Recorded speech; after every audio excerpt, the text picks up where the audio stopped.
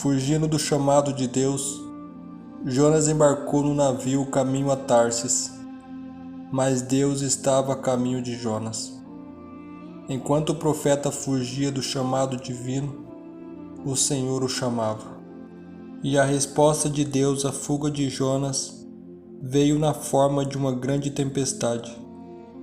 Os ventos obedeciam ao Criador, embora seu profeta não lhe obedecesse. Incrivelmente, em meio à tempestade, Jonas dormia no interior da embarcação, enquanto a tripulação pagã orava a seus deuses pagãos. Entretanto, os marinheiros o acordaram, e Jonas, com honestidade, confessou que havia causado a calamidade e testemunhou do verdadeiro Deus e Criador. Jonas disse: "Sou hebreu, adorador do Senhor, o Deus dos céus que fez o mar e a terra." Então os homens ficaram apavorados e perguntaram: "O que foi que você fez?" Pois sabiam que Jonas estava fugindo do Senhor, porque ele já lhes tinha dito. Respondeu ele: "Pegue-me e jogue-me ao mar, e ele se acalmará, pois eu sei que é por minha causa que esta violenta tempestade caiu sobre vocês." Jonas capítulo 1, verso 9, 10 e 12. Em seu medo, ante o furor da tempestade, os marinheiros pagãos tentaram salvar a si mesmo e aos passageiros.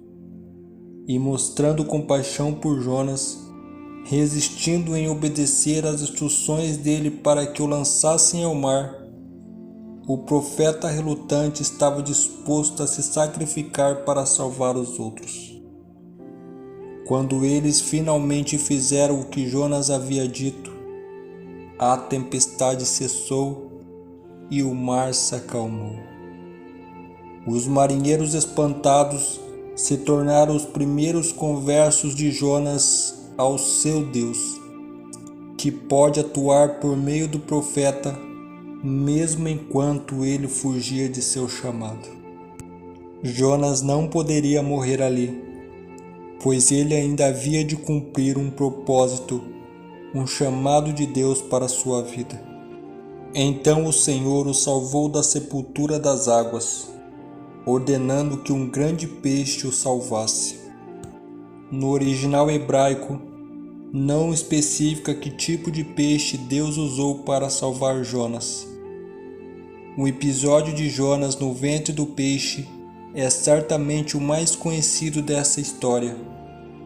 Contudo, ele não deve ofuscar a mensagem mais profunda do livro, de que Deus ama todas as pessoas e fará de tudo para salvá-las, incluindo eu e você. Nas entranhas do grande peixe, Jonas enfim obteve um descanso forçado de 3 dias. Ali em oração, ele percebeu como dependia de Deus. Às vezes temos que ser levados aonde não temos nada que o mundo ofereça para nos apoiar, a fim de perceber que nossa necessidade é somente de Jesus. Embora ele estivesse nas profundezas do mar, numa situação possivelmente perigosa, Jonas orou pelo santuário. Ele olharia para o santo templo do Senhor e perguntava a Deus o que estava acontecendo ali. O templo foi o ponto focal dessa oração e deveria ser o ponto central da oração em geral.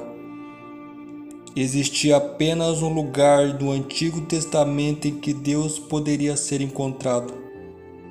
Ele estava no santuário, o lugar central de oração e comunhão com Deus.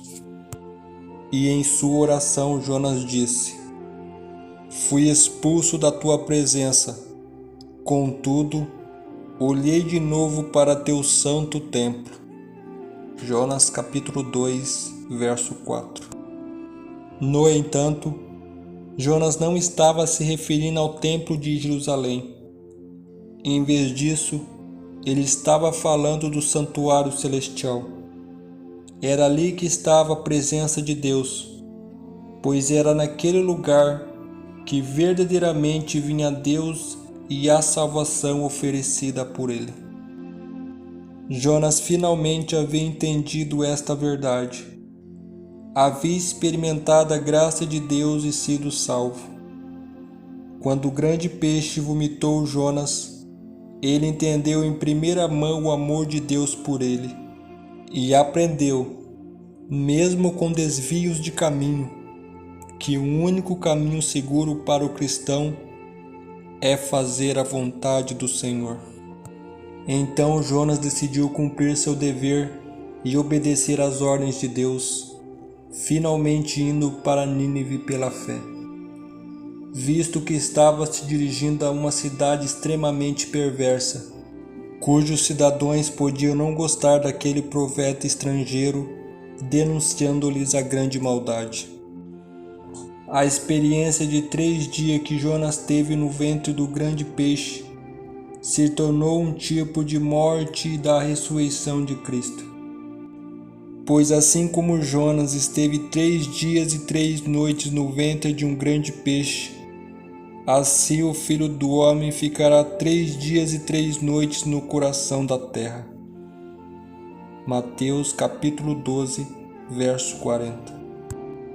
Deus providenciou e dirigiu o grande peixe. Embora haja relatos de pessoas que sobreviveram no mar após terem sido engolidas por uma baleia, precisamos nos lembrar de que foi Deus que providenciou aquele peixe e que foi seu poder miraculoso que preservou seu servo enquanto estava no interior do peixe. Isto é, no fim das contas, esse foi um evento miraculoso que só pode ocorrer por meio da intervenção sobrenatural do Senhor, o Deus do possível e do impossível, que é revelado ao longo de toda a Bíblia como um Deus pessoal que de fato intervém miraculosamente na vida das pessoas. Querido Deus, que sua graça salvadora possa nos alcançar e nos perdoar de todo o pecado. Assim como Jonas entendeu que apenas em Ti está o propósito da vida, que nós possamos também entender, Pai, e nos entregar inteiramente à Sua vontade. Essa é a nossa oração, em nome de Jesus. Amém. Até a próxima.